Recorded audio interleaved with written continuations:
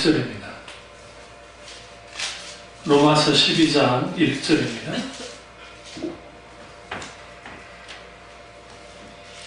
그러므로 형제들아 내가 하나님의 모든 자비하심으로 너희를 권하노니 너희 몸을 하나님이 기뻐하시는 거룩한 산 제물로 드리라. 이는 너희가 드릴 영적 예배니라. 아멘. 말씀 제목은 예배 회복이 모든 회복을 위한 원동력입니다 라는 말씀입니다.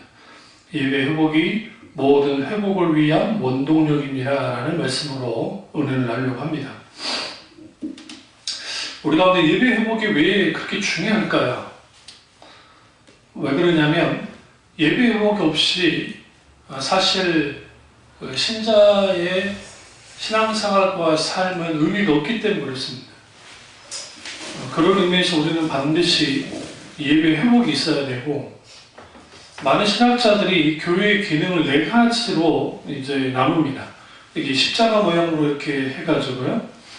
수직적인 면은 위로는 하나님을 향한 예배가 있고, 또 위에서 아래로는 양육이 있고 혹은 교육이 있고, 수평적으로는 그 믿는 성도들 간의 교제가 있고, 그 다음에 또 반대편 수평으로는 안 믿는 사람을 향한 전도입니다. 그러니까 예배, 교육, 그 다음에 교제, 전도라고 하는 그런 네 가지 그 십자가를 그려서 이제 설명을 하는데요.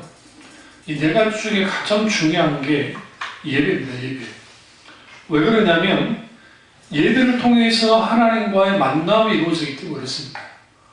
많은 경우에 예배 가운데 하나님과의 만남이 이루어지지 못하면 이 모든 것들은 아무 의미 없어요. 뭐 교육이든 뭐 교제든 이거 다 그냥 세상적으로 끝나버려요. 그러니까 오늘날에는 주객이 전도되어져 버리는 그 이상한 신앙의 양태가 보이는데, 그게 뭐냐면 교회 나올 때 교인들끼리 모여서 막 떠들고 웃고 하는 게 좋아서 나온 사람들도 생각보다 있다는 거예요. 예배보다는. 예배는 하나의 의식으로 드리고, 그 의식인 예배가 끝나고 난 다음에 행해지는 여러 가지 막 같이 막 떠들고 웃고 즐기고 하는 것들, 그것이 아주 중요하게 여겨지는 그러한 소위 말하는 신앙의 형태들은 이 모든 것들이 이제는 인간적인 것으로 다 끝나버립니다. 그래서 뭐가 가장 강조되어야 되냐면 예배입니다. 예배는 어떤 것보다도 최우선적이어야 됩니다. 예배를 통해서 하나님과 만남이 이루어지지 않으면 우리의 섬김은 의무에 의한 메마름의 섬김이 되고 맙니다. 많은 경우에 영적으로 탈출하는 분들의 공통적인 특징이 뭐냐면 예배가 무너져 있어요. 그러니까 교사 생활을 하고 목회를 하고 때로는 뭐 기타는 구역장, 기타는 순교회 어떤 봉사를 할 때 그 봉사 준비가 너무 힘든 거예요. 내가 왜 이렇게 힘든가라고 보면 많은 경우에 예배로부터 뭐 하지 못하기 때문에 영적인 그런 공급을 받지 못하니까 급격하게 뭐하느냐 메말라지고 그리고 탈진해버립니다. 그러니까 예배를 통해서 하나님과의 만남이 없으면 우리의 모든 것들은 의무만 남게 돼요. 그러니까 봉사도 의무만 남고 섬김도 의무만 남고 뭐 소위 말하는 교회에서 하는 모든 생활에 의무만 있는 거예요. 과거에는 그 의무를 갖고 있어도 뭐였어요? 적어도 순종을 했는데 오늘날에는 이제는 이걸 대놓고 말해요. 싫다고, 힘들다고, 알아달라고.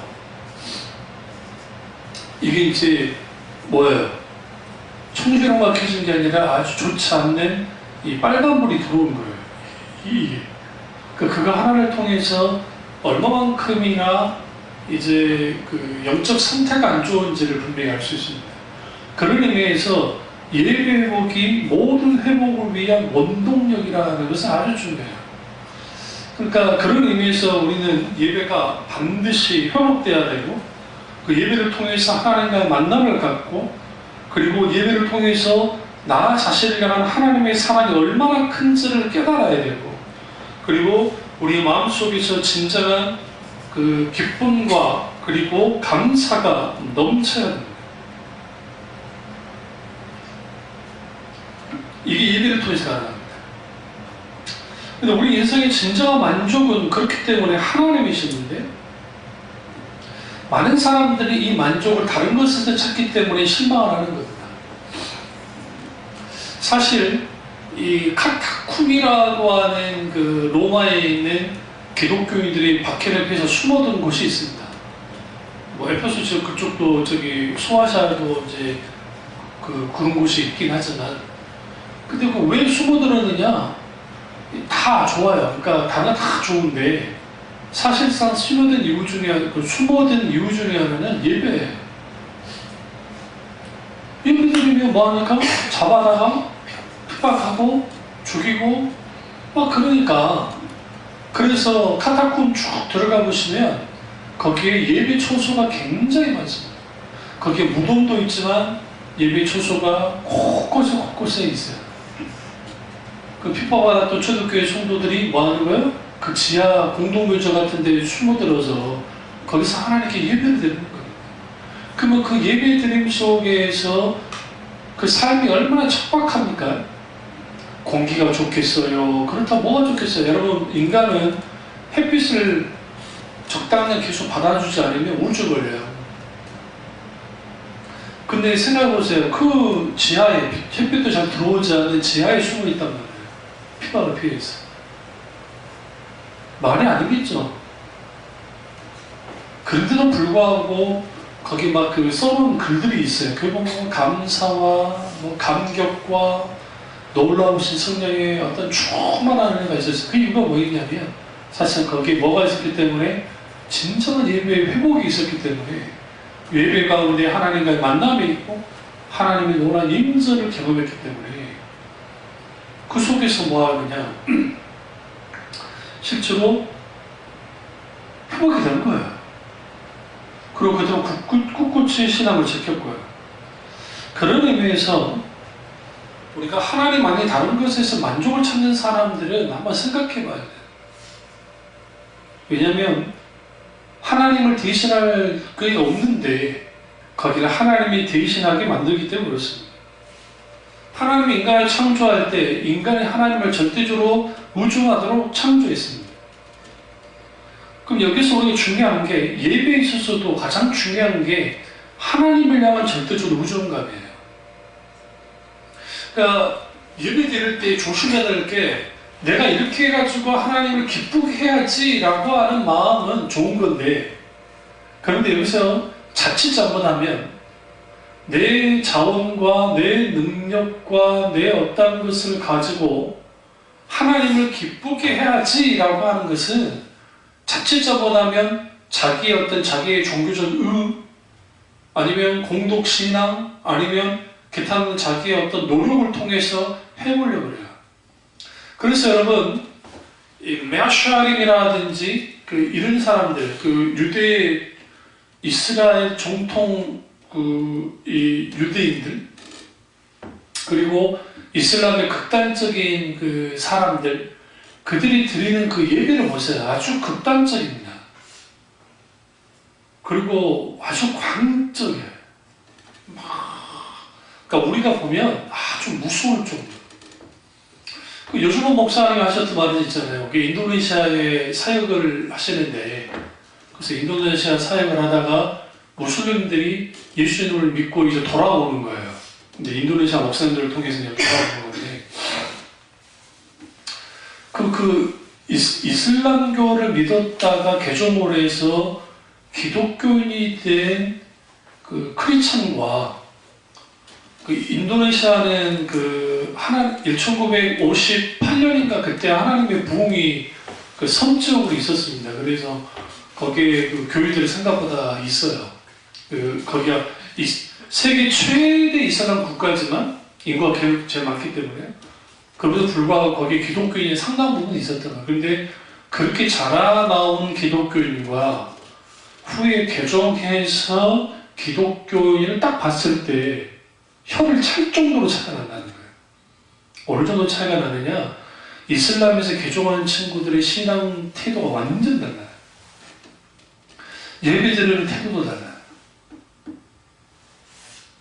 정말 목숨 걸면서 그렇게 하나님을 믿어야 돼요. 뜨거운 건 말한 것도 없고, 왜냐하면 그들이 인격적인 하나님을 만나고 난 다음에 개종을 했기 때문에.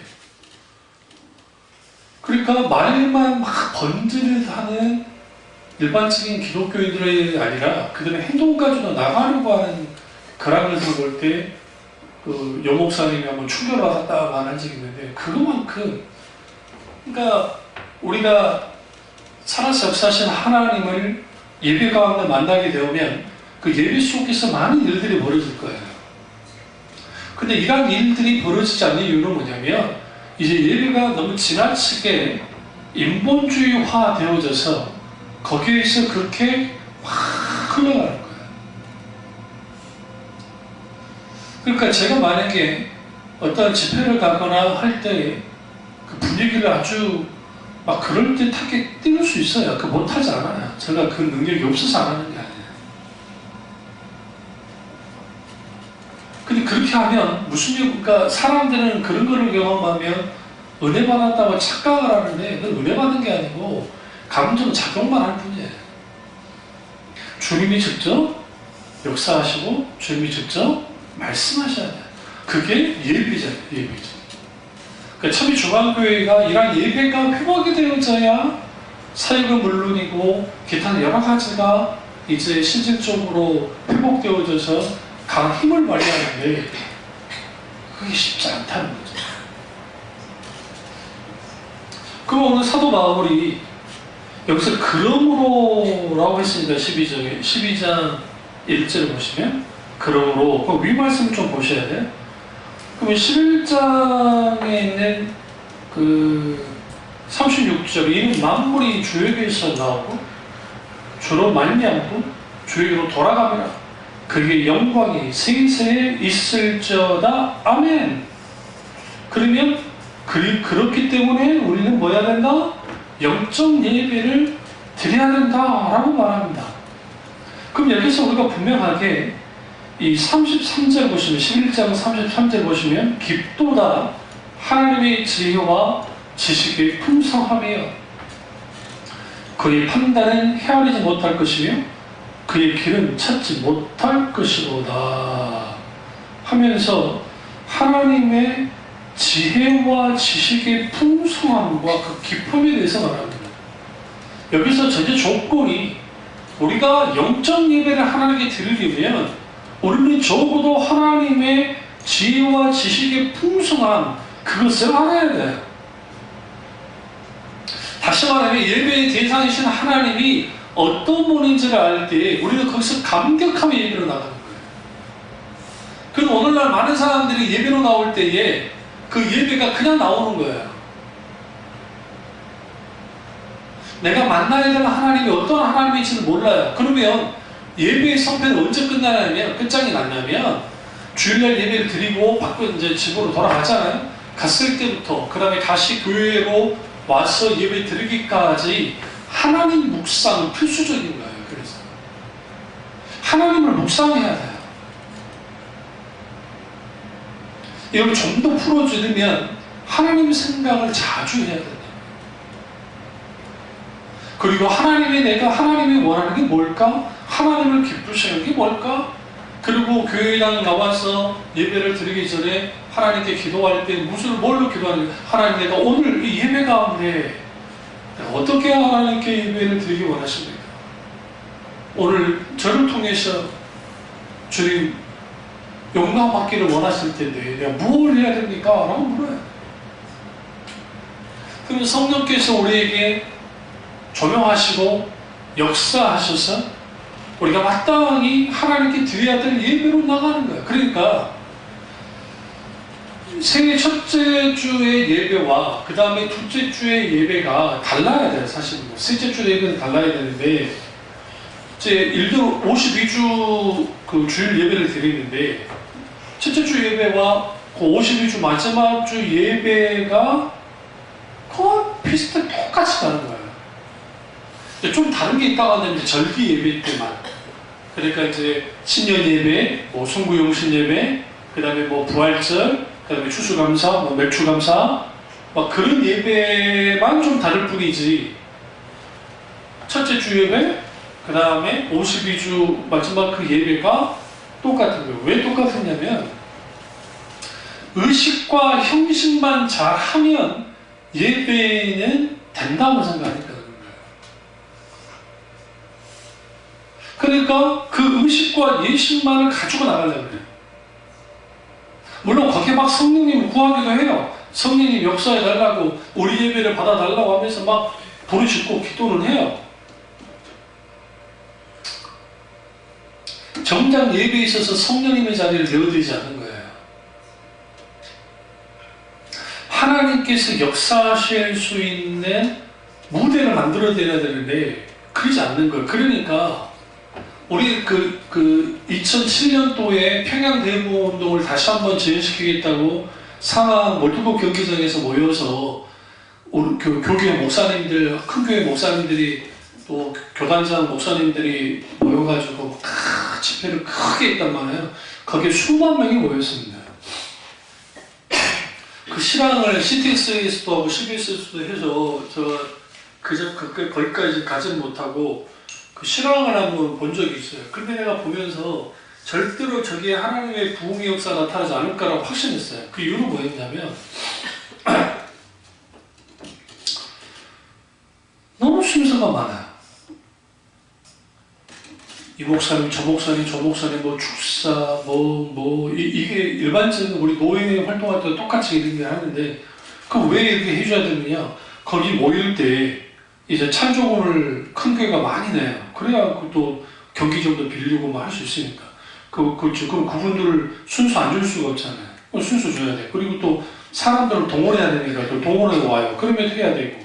그 다음에 소위 말하는 그 어마어마한 큰 성가대를 했어. 근데 그 담임 목사를 만약에 순수히 아니었다고 한다면 거기 공사하는 사람들이나 또 기분 좋지 않으니까 제가 딱 대충 세보니까 순수 맡은 목사만 15명이 넘어 15명이. 그게 자꾸 정작 기도 시간은 20분도 안 돼요.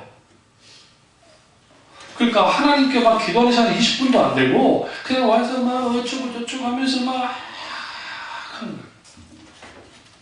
그런 것에 하나님의 부흥의 역사 나타날 때는 만무예요. 절대로 그럴 수 없어요. 정말.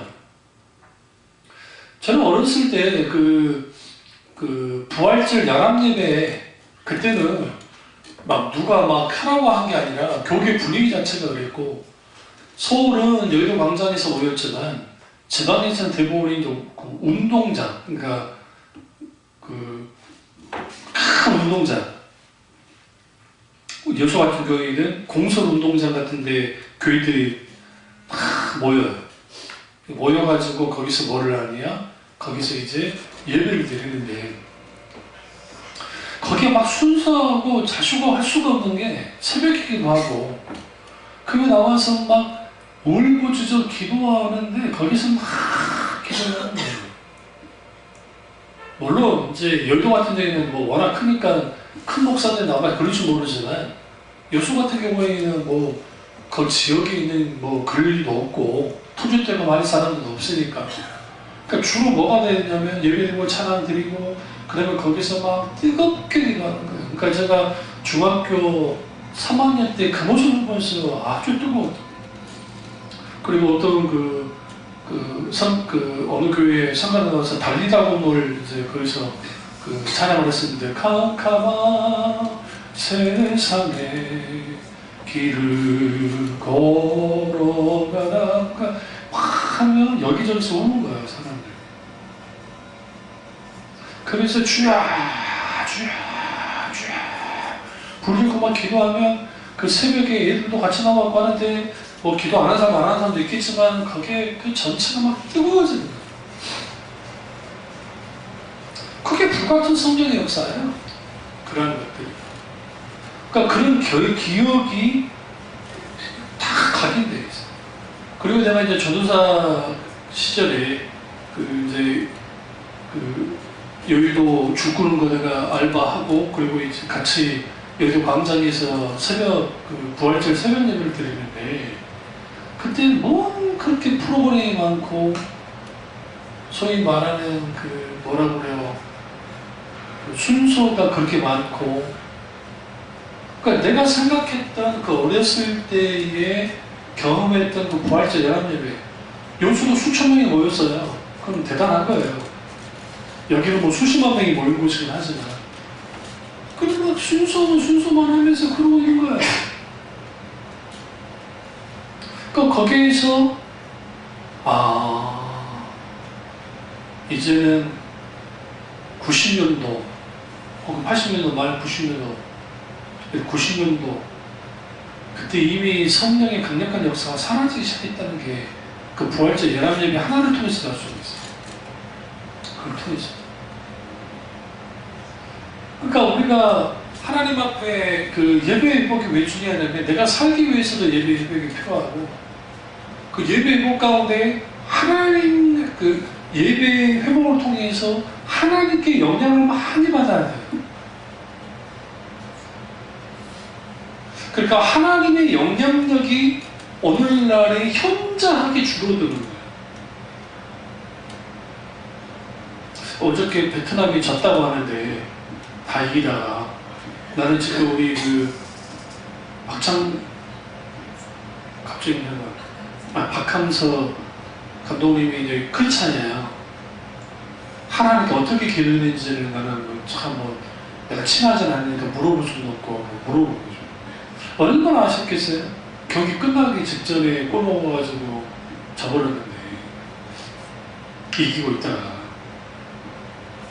신앙의 진가는요, 내가 잘 나갈 때는 하나님께 영광 드립니다 할 수 있어요.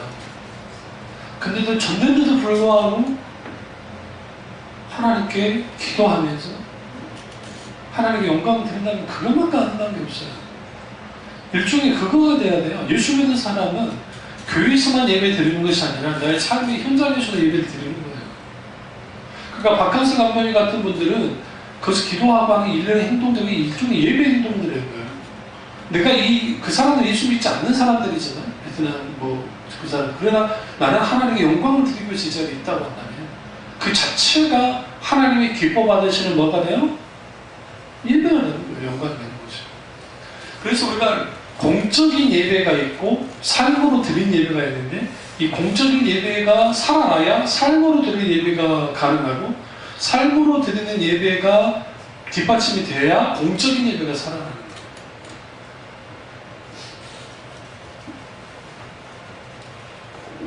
그러니까 우리가 대표 기도할 때 조심하셔야 할 게 뭐냐면, 내 상황과 내 마음과 그것을 예배는 예배 기도만 하는 거예요. 늘 말씀드리잖아요. 우리 교회도 지금 그게 흔들리시는데, 제가 이제 자주 그 부분을 제가 조금 코치를 더 해드려야 돼요. 왜 그러냐면, 자칫 잘못하면 이게 방향이 엉뚱하게 가는 거예요. 그러니까 이거는 지금 예배를 위한 기도예요. 그러면 성령과 친밀한 교제성이 그렇게 돼야 돼요. 근데 한국 교회는 이 훈련이 안 되어 있으니까 자기들 감정 토로하는 곳으로 바뀌어져요. 이 대표 중에 장로님들이. 그러니까 성질이 나면 기도를 통해서 목사님을 까버리는 거예요. 까버리는 거예요. 그럼 누가 들어도 이게 하나님 기뻐 받으실 뭐가 아니에요? 기도가 아닌 것을 알아요. 그래서 여러분, 대표 기도 하시고 하실 때 우리 목사님 어떻게 해주시고 그런 기도 하지 마세요. 무슨 말인지 아세요? 예배에는 예배 기도는 철저하게 오늘 이 회중 가운데 하나님 어떻게 임하셔서 역사하실지, 그리고 그 선포되는 말씀과 그리고 함께하는 기도와 그리고 그 성도의 교조 속에서 하나님 어떤 일들이 있기를 원한다는 것을 충분히 나누면서 기도해야 돼요. 그러지 않으면 이게 다 3,000% 빠져요. 3,000%. 그러니까 왜 그런 한국교회가 그런 전통을 갖게 되냐면, 예배 기도 가운데 이게 분강사들이 그렇게 만들어놨어요. 그러니까 분강사들이 어떻게 만들어놨냐면, 어떤 교회에 집회를 가서 막 기도하잖아요. 그러면 그 교회 담임 목사를 막 떠박 들듯이 높여줘 그래요. 기도하면서.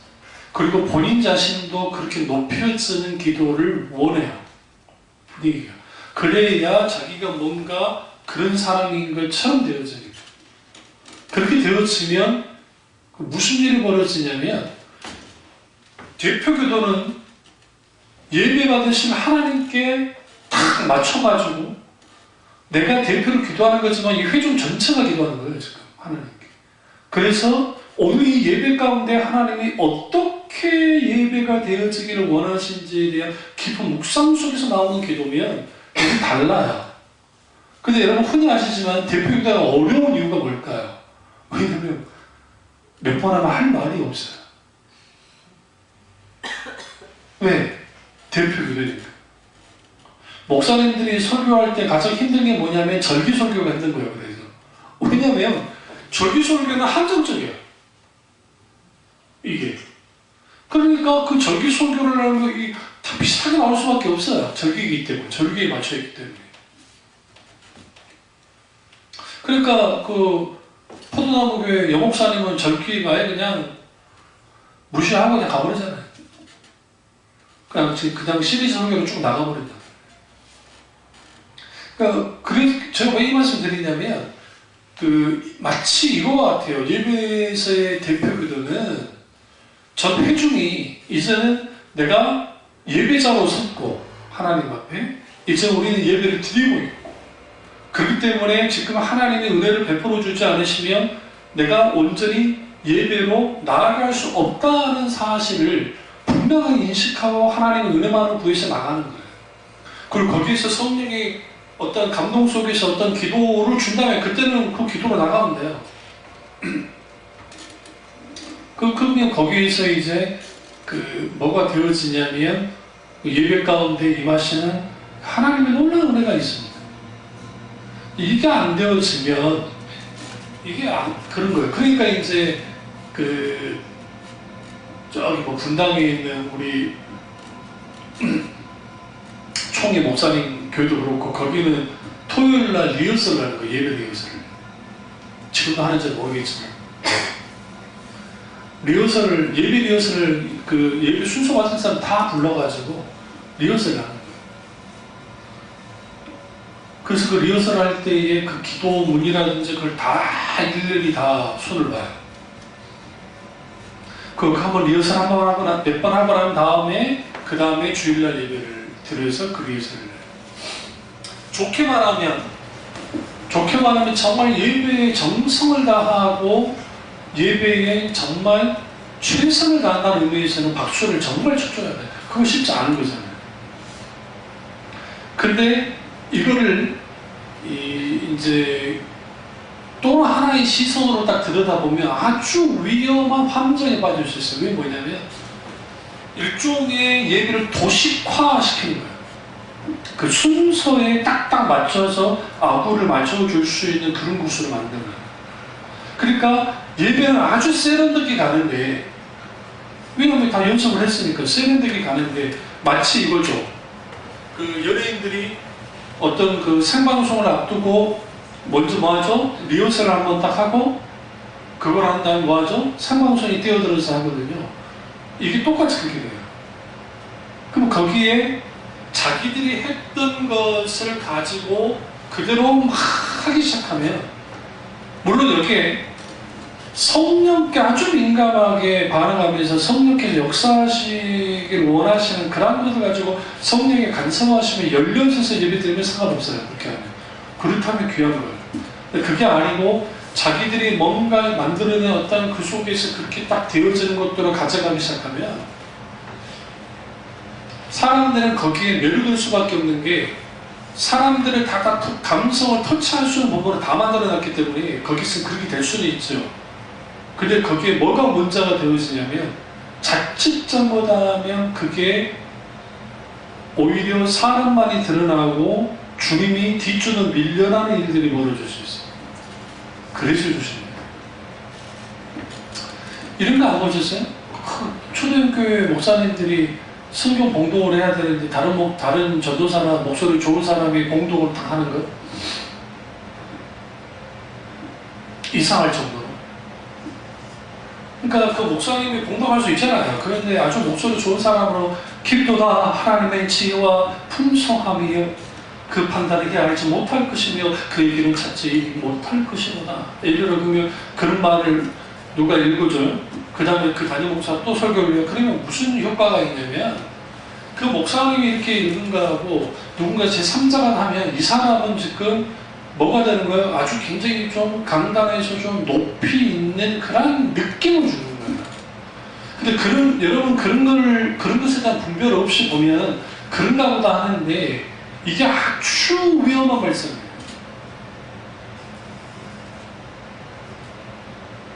왜 그러냐? 교동문할 때 교독이라는 것은 교창에서 나온 거예요. 이게 카톨릭 그 예배 예전 속에서 나온 건데 이게 뭐냐면 시편에서 같이 하나님 앞에 교창으로 영광을 드리는 거예요. 회중과 사위자가 같이. 이거는 결국은 누가 높고 낮고가 아니라 같이 하나님께 하나가 되어져서 영광을 내야 된다는 그 의미 속에서 예배예요. 근데 이러한 예배가 실제로 이루어지려면 사람이 이끌고 가는 것이 상당수가 뒤로 밀려나야 돼요. 그리고 성령께서 하셔야 돼요. 그래야 성령이 역사하세요. 그래요. 그런데 사람들은 여러분 놀랍게도 사람이 뒤로 밀려나고 하나님이 나타나면 좋겠는데 거기는 거의 반응 못해요. 안 돼요. 그래서 어마어마한 소위 성가들을 세우는 거예요. 보라고. 그렇게 하는 것이 하나님께 영광 드리는 거예요. 근데 이거는 자기들의 새, 그걸 통해서 정말 하나님 영광을 드리기 위한 거라는 명분하에서 하긴 하지만 왜 그러면 개혁주의자들이 성가대 수를 줄여라고 더 이상 늘리지 못하게 막았고 화려한 악기를 사용하는 것도 제재가 있느냐? 그들이 이상한 사람이라 그런 게 아니에요. 인간이 인위적인 것을 통해서 성령의 역사를 가로막으면 안 되고 소위 말해 인간이 이 모든 것들 실제로 예배는 인간이 드리긴 하지만 사실 그 예배의 중심에는 누가 계셔야 돼요? 하나님이 계셔야 되기 때문에 성령이 역사하셔야 돼요. 성령으로 예배해야 돼요. 그러니까 성령으로 예배해야 되기 때문에 아무리 우리가 준비를 잘 했다 할지라도 그 준비는 준비인 것 뿐이고 나머지는 성령이 하셔야 돼요. 마틴 루터스 목사님이 저는 아직 그렇게 하지 못하는데 원고가 그분이 조나 에드워드 목사님 나도 로드스 목사님은 원고가 10에서 15페이지 정도 되는 A4로 아주 빽빽하게 설교를 준비하셨는데 원고를요. 근데 그 원고를 계속 읽으시고 외워요.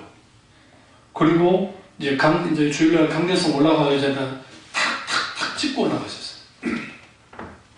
찢어버려. 찍고 강대에 올라가가지고 그 설교를 하신다.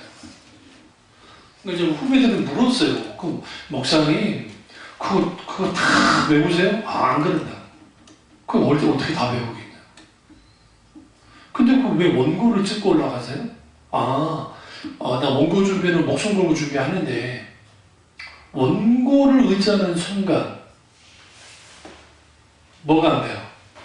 하나님께서 하고자 하는 말씀들, 성령께서 지금 역사하시는 말씀들 내가 막을 수 있기 때문에 그러지 않는다.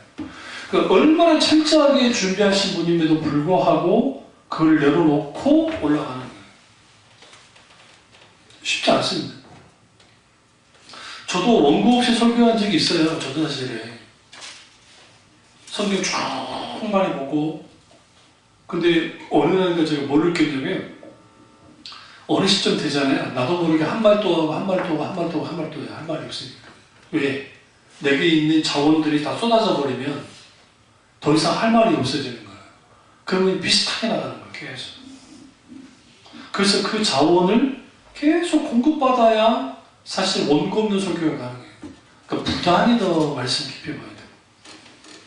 그럼 로이드 목사님처럼 원고 없이 소개하는 것이냐? 그렇진 않고요. 다만 중요한 것은 이 원고를 의지하면 안 된다는 거예요. 설교 원고. 그런 의미에서 이 소위 그 성령님의 자리를 내어드리지 않고 인간이 만들어낸 프로그램과 인간이 만들어낸 그런 것들을 통해서 예배를 드려요. 그러면 뭐가 문제가 되냐면 즉흥성이 없어요. 그러니까 초대교회 예배의 형태가 즉흥적인 것이 있어요. 그러니까 즉흥적이 좋다는 건 아니고 성령께서 역사하실 때 어느 시점에는 찬양을 더 깊이 가기를 원하실 때가 있고 말씀을 그렇게 하실 때가 있는데 자기들이 이미 다 짜놨잖아요. 각본을. 각본 짜놓은 대로 움직여야 돼요. 예배가. 그러니까 이제 무슨 일이 벌어지냐면 우리 교회 대표로 하신 분 그러지 않는데 그러니까 자기들이 써오는 거예요. 써와가지고 그 읽는 거예요. 아 이거 무조건 나쁘다 하면 안 돼요. 그러니까 이거는 이제 써올 수는 있어요. 근데 다만 일주일 동안 충분히 하나님 앞에 기도하면서 비춰진 부분들을 여기다 쓰고 그 다음에 계속 읽고 한 다음에 내 속에서 이제 체득한 상태에서 만약 읽는다고 하면 왜냐하면 그 사람들 중에는 사람 앞에 서는 그 일종 공황장애까지는 아니지만 이게 딱 못하는 분들이 있어요. 그러니까 평상시에 아무것도 상관없는데 그런 분들 계시단 말이에요. 그런 분들 뭐 그럴 수 있다고 생각해요. 근데 대부분의 그럼 왜 써서 하느냐? 그 이유가 뭘까요? 하나님 때문에 그래요? 아, 안 그래요. 사람들 때문에. 사람들은 내 기도를 듣고 평가할까봐. 그럼 우리 교회는 제가 그걸 허용하지 않는 이유가 뭐냐면 나는 버벅거려도 좋다 이거야. 기도할 때 버벅거리는 게 뭐가 잘못된 거야? 물론 충분히 하나님 앞에 기도 생활을 못해가지고 그랬으면 문제가 되는데 아직 기도 훈련이 안 돼서 뭐 그럴 수 있긴 있으니까 다만 내가 하나님 앞에 온전히 전심으로 그분만을 바라보면서 기도하는 거예요. 그러니까 상암 월드컵 경기장에서 그 집회할 때 조영규 목사님이 나오셔서 기도하실 때 정말 성령으로 구하면서 그렇게 기도하시는 거예요. 근데 이제 그 이후에 나오는 목사님이 읽어요. 장로교 목사님입니다. 누구라 말하지 않겠는데 이름만 대면 아는 목사님. 나는 지금 방송으로 보고 있으니까 이분이 읽고 있는 게 아니라 알 수 있는 게 저 이분이 녹이니까. 여러분 목사가 돼가지고 기도할 때 서서 장로님이 해도 이해가 안 된다는데 그럼 왜 그래요? 혹시라도 기도를 실수할까봐 그것도 있고 이분이 써와서 기도하는 그 내용을 들어보니까 너무 세련된 거예요. 우리가 평상시 기도로 사용하는 언어가 아니에요, 솔직히. 그럼 뭘 할 수 있느냐? 그 기독교 서점에 가보시면 기도문 책이 있어요, 기도문. 그런 책들 중에 아주 좋은 미사오구들을 다 끌어당겨가지고 그걸 기도문을 작성을 해가지고 그런 거 기도하셨겠죠. 그리고 그걸로 기도를 하는 거예요. 그러면 하나님이 그 기도를 받으시고 영광을 받으실까? 난 좀 퀘스천인데 난 차라리 조은기 목사님이 어쨌든 그 원로 목사님 기도하실 때 그 기도, 난 그 기도가 훨씬 낫다는 생각이에요.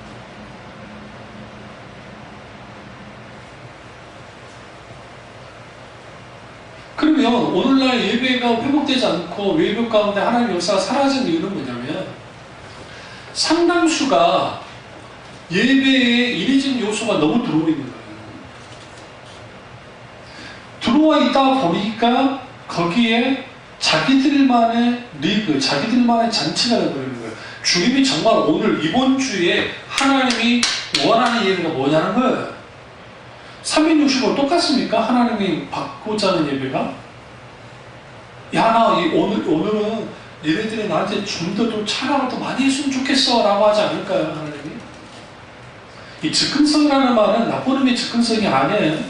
성령님이 역사하실 때는 성령께서 원하시는 것들이 있어요. 그래서 예수님이 공생애 때 사역하신 걸 보면 일종의 주님의 공생애 사역에는 절대로 뭐가 없냐면 공식이 없어요. 그걸 어떻게 하셨느냐? 어디에 갔을 때는 갑자기 주님이 병든 자를 고치고 난다고 말씀을 선포해요. 근데 갑자기 또 주님 어느 쪽 가면 갑자기 주님 말씀 먼저 해요. 말씀 먼저 하고 난 다음에 그 다음에 귀신을 쫓아내고 병드는 걸 고쳐요. 심지어 여리고로 갔을 때 그 여리고에 딱 갔다가 이제 그 우리 잘 아는 삭개오를 만나는데 사람들은 원래 우리가 뭐 하다가 갑자기 사람들의 생각에는 무슨 생각이냐면 예수님이 그렇게 갑자기 길로 가지 않고 길로 갔을 때는 이제 삭개오는 그 전에 만났으니까 후에 십자가로 갔을 때는 여름으로 들어가지도 않고 그냥 곁기로 가셨다고요. 거기 우리가 잘 아는 디메오의 아들 바드메오와 그 소경을 딱 고쳐버리신다고요. 근데 그 이제 한참 전에요. 이 삭개오 사건은. 그 사건은 주님이 의도적으로 열고 도심적으로 딱 들어와 버려요. 주님이. 지금 예수님이 그것은 뭐냐면 원래 예수님은 갈 루트는 어디였냐면 예루살렘으로 가는 거예요. 그러니까 굳이 그 들어가면 안 돼요. 빨리 예루살렘 가셔야 돼요. 예수님. 그런데 갑자기 제자들이 의아한 게 갑자기 예수님이 방향을 딱 틀어가지고 들어와 버렸어요. 그러면 무슨 생각을 하냐면 당연히 여기서 예수님이 초자연적인 기적을 일으키고 뭔가 한번 뒤에 엎으시라는 것보다 신나갖고 들어갔는데 난데없이 그냥 삭개오야 하면서 막 하시고 난 다음에 네 집에 심지어 여리고에 머물겠다는 거예요. 그리고 거기에 하나님의 놀라운 역사가 나타나거든요. 자, 무슨 말씀 드리려고 하냐면 예수님은 스스로 아무것도 하지 않으셨어요. 그리고 모든 사역 가운데 하나님의 영광이고 하나님이 원하는 것, 하나님이 바라시는 것, 하나님이 그토록 하고자 하는 것들에 초점을 맞춰있기 때문에 거기에 주님께 민감하게 주님이 그렇게 반응하시는 거예요. 예배도 똑같아요. 예배는 내가 신나고 기쁜 게 중요한 게 아니에요. 얼마든지 여러분이 신나고 즐거울 수 있는 설교 제가 할 수 있다니까요. 못하지 않아요. 제가 교만해서가 아니라 그런 설교는 미안한 말인데 껌이에요. 껌. 왜 껌이냐면 여러분 듣기 좋은 설교 계속 해주면 돼요. 그러한 설교문은 또 넘쳐나요. 들을 때는 좋을 줄 모르는데 뭐밖에 안 남는다고요? 예화밖에 기억이 안 남아요. 예화밖에. 그런 말도 안 되는 영혼의 양식을 먹고 자라나는 교인들이 일주일 동안 성경 한 절도 안 보고 묵상 생활도 않고 그리고 또 교회로 와요. 그러니까 당연히 예배가 52주 주일 예배가 똑같을 수밖에. 똑같을 수밖에. 절기 따라서 조금 다를 뿐이고. 그리고 자기들끼리 뭐 특별 새벽기도다, 뭐 부흥회다, 뭐를 조금 집어넣고. 그렇게만 가면 안 되니까 그래서 그들에게 강한 인위적인 작용이나 뭐 할 수 있는 그런 장치들을 교회마다 다 상황은 다르겠지만 그런 것들을 해가지고 그럴싸하게 하면서 막 하는 거예요.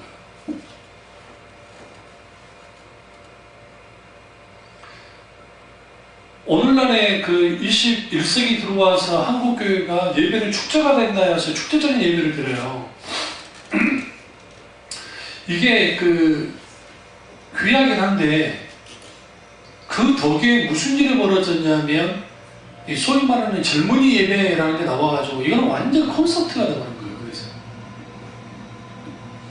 교회당 내부에 있는 콘서트 예배가 됐단 말이에요.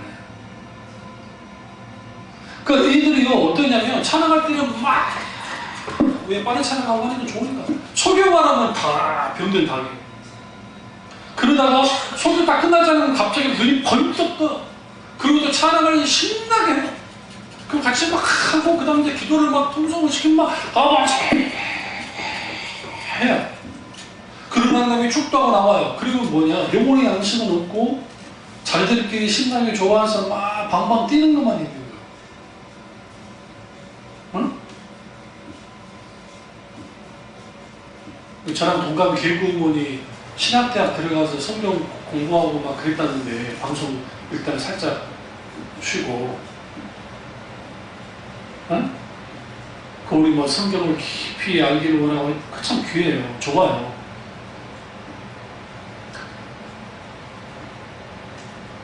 근데 뭐가 바뀌었는 줄 아세요? 가치관과 세계관이 하나님의 말씀 가운데 바뀌지 않으면 아니 신학대가 아니라 의지가 다 똑같아요. 저는 신동을 가가지고 바뀌지 않는 전도사 많이 봤고요. 아주 잡다한 저는 세계관이 바뀌지 않는 저는 가치가 어떻게 저런 사람이 목회를 하고 왔는지 이해되지 않는 사람들 상당수 만나봤어요. 생각보다. 그럼 왜 그럴까? 자기들이 종교적으로 뭔가 경험하고 난 다음에 온 거예요. 그러니까 교수랑 싸우는 거야, 교수님이랑. 말이 안 되게. 그러니까 제가 나섰죠. 이제 공부 방해하지 말라고. 그러지 말라고. 경고해도 안 되면 가만 안 둘러요. 저는 그 다음에 안 하게 됐는데. 그러니까 왜 그럴까? 그렇게 말씀을 알고자 하는 행동들은 귀한 거예요. 그러니까 그럼 잘못했다는 게 아니에요. 그 결국 좋은 길을 가고 있는데 거기에 반드시 필요한 게 뭐냐면 하나님과 인격적인 교제를 통해서 주님과 친밀함을 갖게 되어지고 그리고 이것이 자연스럽게 예배로 연결돼서 예배 가운데 이렇게 하나님을 만나고 그분의 친밀한 교제 속에서 하면서 내가 다루어지고 만져지고 바뀌어지는 과정 속에서 세계관과 가치관과 인생관과 모든 것이 바뀌어지기 시작했던 거예요. 그리고 그것이 삶으로 연결되어서 삶 속에서 그게 나타나요. 물론 그분이 그 말은 했어요. 이 전에는 인기와 독립은 다 된 줄 알았는데 그게 아닌 것을 알았다. 얼마나 귀해요. 그러나 그것이 계속 유지돼야 돼요. 그 유지되게 하는 힘과 원동력 얻음을 통한 예배가 우리 가운데 온전히 회복되어 있지 않으면 안 돼요. 그렇기 때문에 어떤 그 신학자 말하죠. 우리는 예배를 위해서 살고 예배를 위해서 죽고 예배 위해서 살아간다라는 것이 이게 심한 말이 아닌 거예요. 그래서 말세의 몰기를 피하는 이런 세상의 습관을 따라서 말하자 이게 몰기를 피한다 이게 뭐냐면 소그룹 모임이에요. 사실은 공적인 예배 모임이 아니라 물론 그 소그룹 모임이 공적인 예배 모임과 연결되긴 하지만 그러니까 그런 예배가 우리 가운데 회복되고 살아날 때만이 분명한 우리 가운데 뭐가 일어나기 시작하냐면 내게 있어서 무너져 내렸던 것들이 회복되지 않았던 것들이 회복되기 시작하는 거예요. 그리고 오늘날 교회를 향해 부르짖는 그것은 회복과 부흥인데 그 회복과 부흥도 뭐가 되어져? 하나님을 향한 열정이 회복돼야 회복과 부흥이 일어나요. 근데 그 하나님에 대한 열정은 언제 살아나냐면 예배예요. 내 예배를 받기를 원하는 그 하나님을 향해서 내가 예배할 때에 그 예배 속에서 우리는 뭐 하게 되어지냐면 그 예배 가운데 내가 감격하고 놀라고 그 성령의 조명 가운데 그런 일들이 있게 되어지면 내가 하나님에 대한 열정이 살아나요.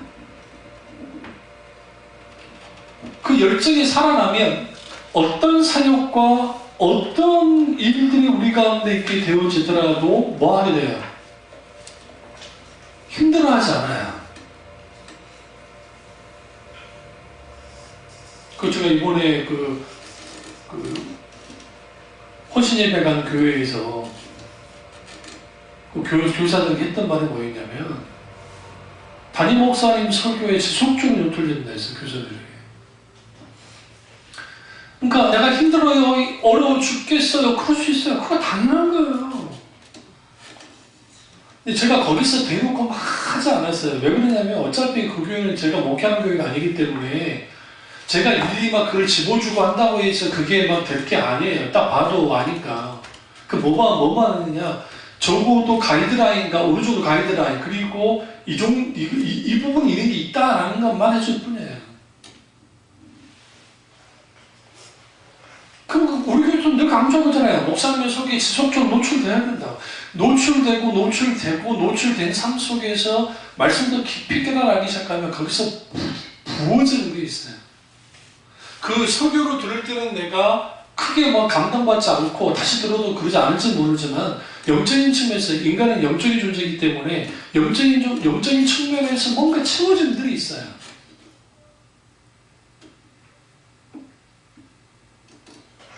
그러면 우리 예배는 어떻게 예배가 되어야 되느냐? 십자가의 몸과 성령의 사역의 조화 가운데 그 토대의 예배 회복이 있어야 돼요. 십자가의 몸이 반드시 살아나야 되고 성령의 사역과 조화가 있어야 되는데 여러분이 아셔야 되는 게 저희가 요즘 새물교회 집회를 못 가니까 인터넷으로 그 실황을 딱 볼 때에 예전에 한번 그 어떤 그 회차는 생각이 안 났는데 어떤 성령의 역사도 어떠한 말씀에 강력한 하나님 의도 없는 걸 제가 딱 느꼈어요. 아냐 다를까 영국 사람이 설교하는 가운데 갑자기 설교를 중단하면서 지금 우리가 드리고 있는 이 집회 속에서 어떤 하나님의 역사도 그리고 성령의 임재가 막히기 때문에 우리 한번 여기서 일단 끊고 우리가 하나님의 은혜를 구합시다 하면서 막 기도한 적이 있다고요. 무슨 말이냐? 그 집회 현장 속에서 그 되잖아요. 했을 때도 그럴 수 있다고요. 그런 것들을 영적으로 뭐 해야 돼요? 잡아내야 돼요. 이거는 성령이 놀랍게 역사에 가능해요. 그리고 그걸 통해서 하나님이요. 근데 놀라우면서 그리고 난 다음에 조금 있으니까 살아났어요. 그리고 어느 때보다 기도 사역 때 더 강하게 성령의 역사죠. 그래서 우리가 아이들 이제 그 애들을 지도할 때에 그 아이들을 지도할 수 있는 힘은 어디부터 오냐면 기도이고 먼저 사전에 하나님께 기도하면서 해야 돼요. 영적인 권위를 달라고 기도해야 돼요. 그리고 그 속에서 말씀을 가르쳐 나가요. 그 속에서 예배가 되어질 때에 우리 예배가 회복됩니다. 그래서 그 우리 예배는 반드시 십자가와 성령의 사이에 조화 가운데 있어야 되고 그리고 우리는 그 예배가 반드시 우리 가운데 가장 중요하고 소중한 것을 알게 될 때 이제는 우리 뭐 하는 거야? 주님 매 주일마다 매 예배 때마다 하나님 오늘 어떤 예배 드리기 원하십니까? 내가 뭘 하기 원하세요? 내가 예배를 드릴 수 있을 만큼 마음의 준비가 안 됐으면 그 자체를 놓고 기도하면서 하나님께 나아갈 때에 비로소 뭐가 되는 거예요? 아버지가 원하는 예배가 되어지면 분명히 그 예배를 받으신다. 그 속에서 우리 영혼이 소생하는 은혜를 경험할 수 있습니다. 그 은혜가 저와 여러분에 있기를 주님의 이름으로 축원합니다. 기도하겠습니다. 기도하실 때